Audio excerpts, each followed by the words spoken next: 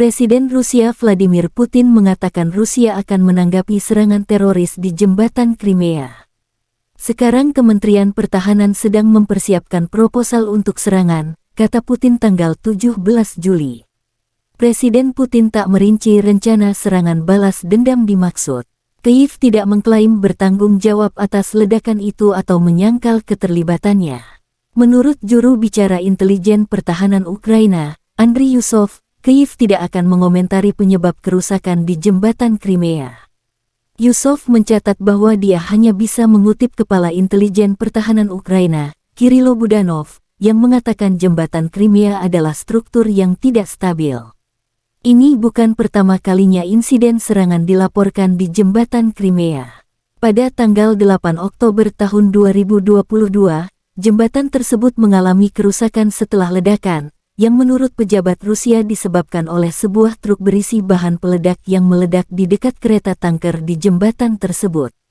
Setelah serangan ini, Rusia meluncurkan puluhan rudal kaliber ke Ukraina beberapa hari setelah insiden tersebut.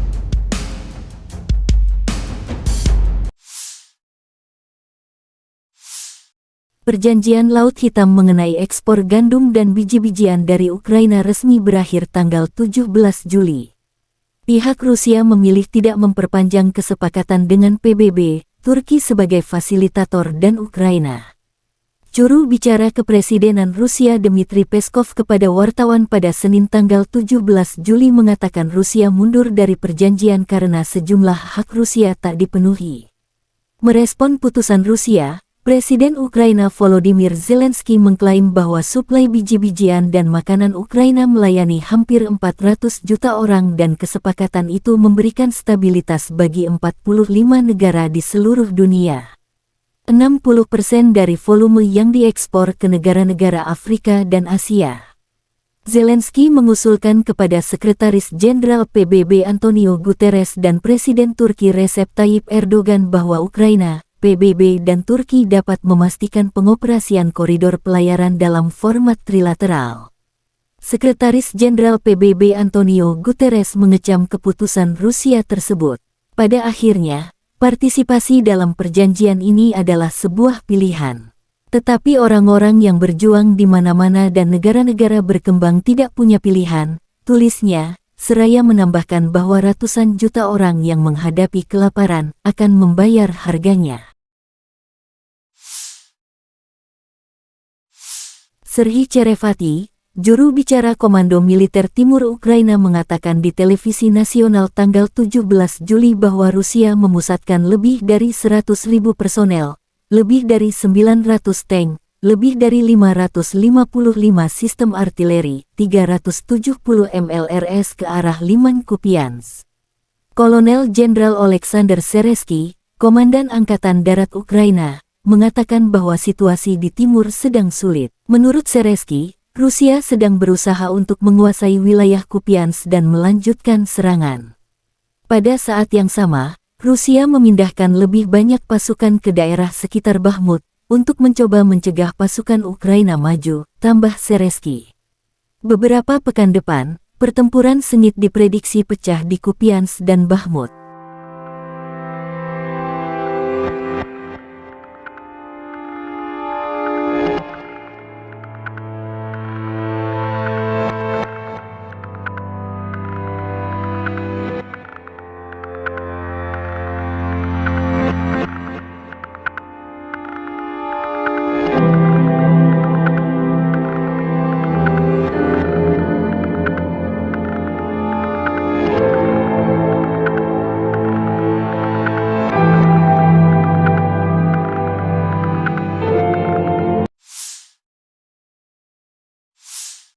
Angkatan bersenjata Ukraina menunjukkan rekaman penghancuran artileri berat musuh. Pengintaian udara Brigade Serangan Terpisah Ketiga, bekerja sama dengan kelompok taktis Adam, mendeteksi dan menyerang mortir self-propelled 240 mm Rusia di dekat Bakhmut. Tulip Rusia hancur berkeping-keping, tulis pernyataan itu.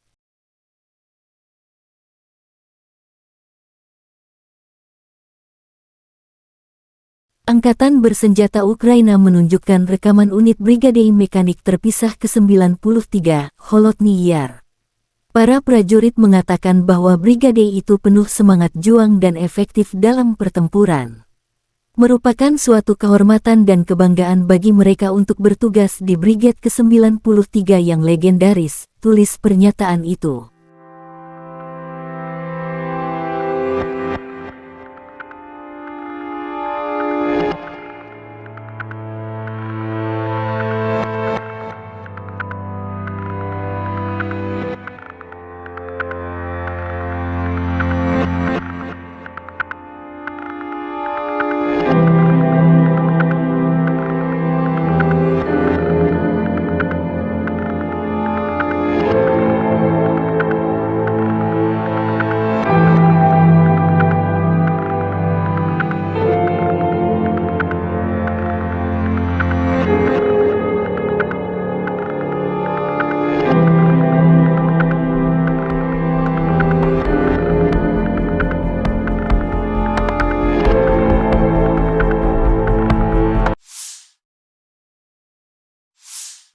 Angkatan bersenjata Ukraina menunjukkan rekaman prajurit Brigade Artileri Terpisah ke-45 Angkatan bersenjata Ukraina melakukan tugasnya menghancurkan musuh di garis depan setiap hari. Dengan bantuan howitzer M777, mereka mengarahkan tembakan ke target prioritas, mendukung infanteri kami, tulis pernyataan resmi militer Ukraina. Howitzer M777 juga dikenal sebagai M777 Lightweight Towed Howitzer, adalah senjata artileri 155 mm yang digunakan oleh beberapa negara, termasuk Amerika Serikat dan Inggris. M777 memiliki jarak tembak maksimum sekitar 24 km (14,9 mil) dengan amunisi standar, meskipun proyektil jarak jauh dapat memperluas jangkauan lebih jauh. Ini juga memiliki sistem penargetan canggih dan kontrol tembakan digital, yang meningkatkan akurasi dan presisi. M777 dioperasikan oleh awak yang terdiri dari 5 hingga 7 personel, tergantung pada operasi tertentu.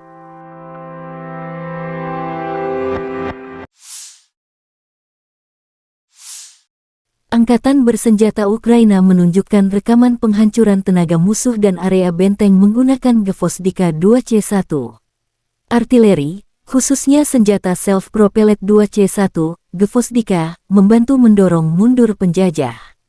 Berbekal kaliber 122 mm, ia menghantam tenaga dan peralatan penjajah dari jarak hingga 15 km, tulis pernyataan itu.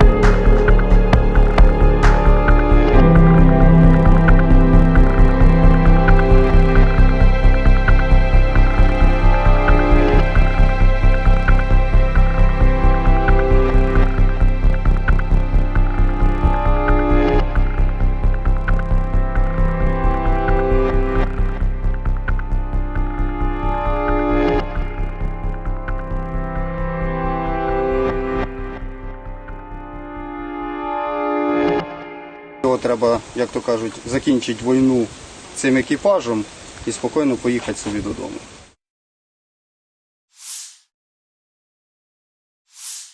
Penerbangan operasional taktis dan Angkatan Darat, pasukan rudal dan artileri Angkatan Bersenjata Federasi Rusia menetralkan 73 unit artileri Angkatan Bersenjata Ukraina pada posisi tembak, tenaga kerja, dan perangkat keras mereka di 68 area. 1 depot bahan bakar untuk perangkat keras militer Grup Operasi Taktis Liman dihancurkan di dekat Kramatorsk, Republik Rakyat Donetsk, kata Igor Konasenkov, juru bicara Kementerian Pertahanan Federasi Rusia. Fasilitas pertahanan udara Rusia mencegat 3 rudal jelajah Storm Shadow dan 3 proyektil sistem roket peluncuran ganda HIMARS. Selain itu, 19 kendaraan udara tak berawak Ukraina dihancurkan di dekat Zaliman, Ploshchanka, Sipilovka, Republik Rakyat Lugansk.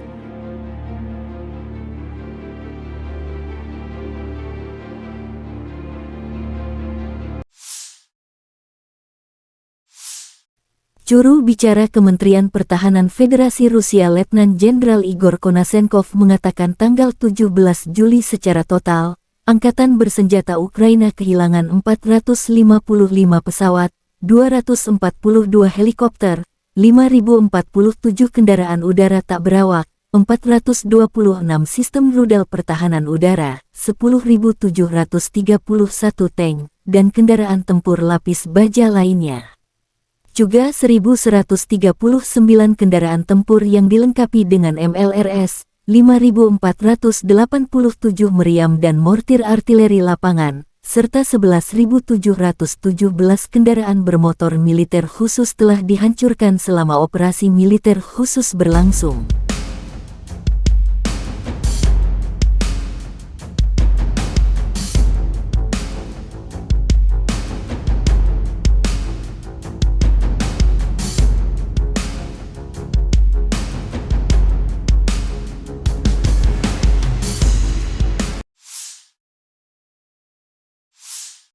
Staf Umum Angkatan Bersenjata Ukraina melaporkan tanggal 17 Juli bahwa Rusia total kehilangan 238.300 tentara di Ukraina sejak awal invasi skala penuh tanggal 24 Februari tahun 2022 tahun lalu. Jumlah ini termasuk 620 korban yang diderita pasukan Rusia selama 24 jam. Menurut laporan itu, Rusia juga kehilangan 4.115 tank, 8.034 kendaraan tempur lapis baja, 7.059 kendaraan dan tangki bahan bakar, 4.504 sistem artileri, 685 sistem peluncuran roket ganda, 428 sistem pertahanan udara, 315 pesawat terbang, 310 helikopter, 3.828 drone dan 18 kapal. Awak artileri berat Rusia Solntsepyok menghancurkan posisi musuh ke arah Krasny Liman. Bekerja sama dengan operator UAV, awak sistem penyembur api berat Solntsepyok Distrik Militer Pusat melakukan serangan akurat ke sasaran yang teridentifikasi, menghancurkan benteng AFU dan depot amunisi. Solntsepek, juga dikenal sebagai TOS-1 Buratino, adalah sistem peluncur roket ganda MRL Rusia yang dirancang untuk aplikasi penyembur api berat. Nama Solntsepek diterjemahkan menjadi Sunburner dalam bahasa Inggris atau pembakar matahari. Hal ini terkenal karena kemampuannya untuk mengirimkan daya tembak yang menghancurkan ke area target menggunakan hulu ledak termobarik. Kisaran TOS-1 Buratino adalah sekitar 3-6 km, 1,9-3,7 mil, tergantung pada jenis roket yang digunakan. Sistem ini umumnya digunakan untuk operasi penghancuran area musuh jarak dekat, daripada serangan presisi. Artileri Distrik Militer Rusia Barat menghancurkan angkatan bersenjata unit Ukraina ke arah Kupiansk. Artileri roket menyerang area konsentrasi tenaga kerja dan perangkat keras dan juga melakukan rentetan tembakan di sepanjang rute kemungkinan penarikan atau serangan musuh. Gelombang ledakan dan pecahan peluru, yang menyebar hingga ratusan meter, menghancurkan posisi tembak dan benteng musuh yang teridentifikasi.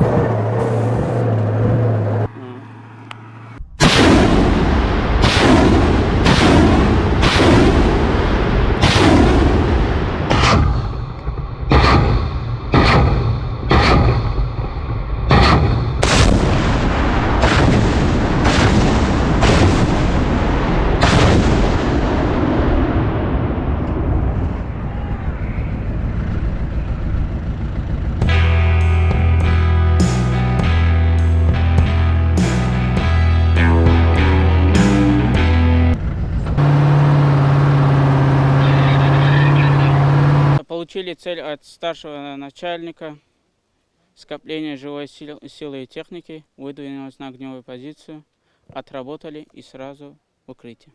Но каждый человек должен преобладать свой страх, потому что мы Родину защищаем, мы знаем, мы боремся за правду.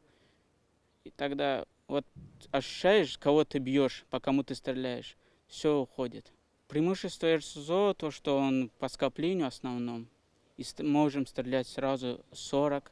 И когда град ложится, они уже морально не могут оттуда даже, если даже рядом будут ложиться снаряды, они уже морально будут подавлены. Бывает такое, когда они идут в наступление, нам дают цель, мы сразу выезжаем на огневую позицию, отрабатываем и удерживаем их наступление.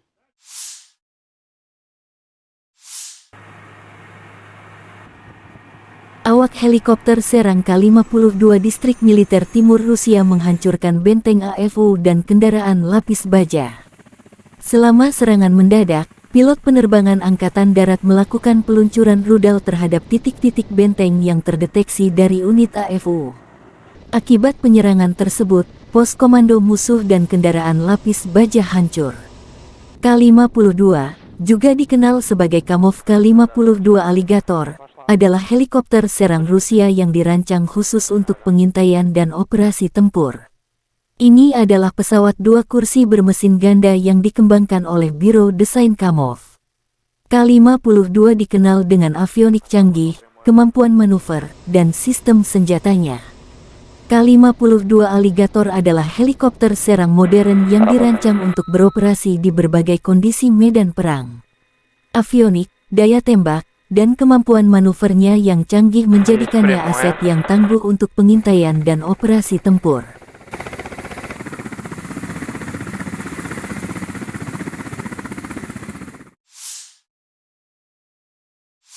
Бажаю здоров'я, шановні українці, українки. Перше я провів сьогодні селектор, ґрунтовні доповіді, фронт, безпека, постачання снарядів, командувачі, керівник СБУ, керівники розвідки, ГУР та зовнішньої розвідки, міністр внутрішніх справ, Міноборони.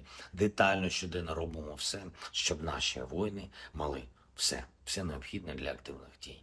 Друге, я дякую кожному нашому рятувальнику, кожному поліцейському, кожному волонтеру, кожному лікарю, які рятують наших людей після російських обстрілів. Сьогодні удари терористів по Сумщині, по Харківщині, по Донбасу, по Херсонщині, по Запоріжжю точно не залишаться без відповіді від наших воїнів. Третє. Продовольча безпека. Готуємо розмову з паном Генсеком ООН. Позиція України завжди була і буде максимально чіткою. Ніхто не має права руйнувати продовольчу безпеку будь-якого народу. І якщо якась там купка людей десь там в Кремлі вважає, що вони нібито мають право вирішувати, чи буде їжа на столах в державах різних, в Єгипті, або в Судані, в Ємені, або в Бангладеш, в Китаї, в Індії, Туреччині, в Індонезії, то світ має можливість показати, що шантаж не дозволений нікому. Від першого дня повномасштабної агресії Росія зруйнувала вільне мореплавство в Чорному, Азовському морях. Росія била ракетами та дронами по наших портах, по зернових терміналах, навіть по елеваторах били. Єдиний можливий наслідок цього – це дестабілізація продовольчих ринків, соціальний хаос в країнах, які критично залежать від імпорту продовольства. Українське продовольство – це базова безпека для 400 мільйонів людей. Торік світ відреагував правильно на російську загрозу продовольчій безпеці. Разом з Туреччиною Разом з ООН ми запустили Чорноморську зернову ініціативу. Її результати красномовні: майже 33 мільйони тонн агропродукції були експортовані до 45 держав світу. 60% обсягів пішли в країни Африки та Азії, зокрема Алжир, Туніс, Лівія, Єгипет, Кенія, Ефіопія, Сомалі, Судан. А також пішли і в Китай, і в Індію, і в Бангладеш, в Індонезію, і в Пакистан, Ірак, Ліван, Ємен. І дуже важливо, наш продовольчий експорт дозволяє рятувати життя. Життя в таких країнах, як я вже сказав, як Ємен і Сомалі. Різних людей, різної релігії, різного етнічного походження, але вони всі однаково мають право на життя. Окрім експортної, ми запустили гуманітарну ініціативу «Зерно з України». До неї долучилися 34 держави-донори. Дякую кожному донору, які допомогли врятувати від голоду людей, передусім в країнах Африки. Всі мають право на стабільність. Африка має право на стабільність, Азія має право на стабільність, Європа має повне право на стабільність. А отже, ми всі повинні дбати про безпеку, про захист від російського божевілля. І Чорноморська зернова ініціатива може і повинна працювати і надалі. Якщо без Росії, то без Росії. Угода щодо експорту зерна – це угода з Туреччиною і ООН. І залишається вона чинною. Єдине, що зараз потрібно, це її акуратне виконання, рішучий тиск світу на державу-терориста. Я направив офіційні листи президенту Ердогану і генсеку ООН Гутеррешу з пропозиціями продовжити роботу Чорноморської зернової ініціативи або її аналога в тристоронньому форматі, так, як це найнадійніше. Україна, ООН, Туреччина спільно можуть забезпечити роботу продовольчого коридору та інспектування суден. І це потрібно для усіх в світі. І кожен, хто підтримує, стане рятівником життя на величезному просторі від Марокко до Китаю, від Індонезії до Лівану. Ще одне, я хочу особисто подякувати Швеції. Наші шведські друзі затвердили стратегію допомоги Україні, зокрема з відбудовою, стратегією до 27-го року. Це дуже важливо. Сигнали довгострокової підтримки життя, відновлення життя, підтримки того, що російський терор однозначно програє. Пане прем'єр-міністре Крістерсон, увесь уряд Швеції, кожен і кожна в Швеції. Я дякую вам дуже. Слава усім, хто допомагає нам захищатись від російського терору. Слава кожному нашому воїну, слава нашому прекрасному народу. Слава Україні!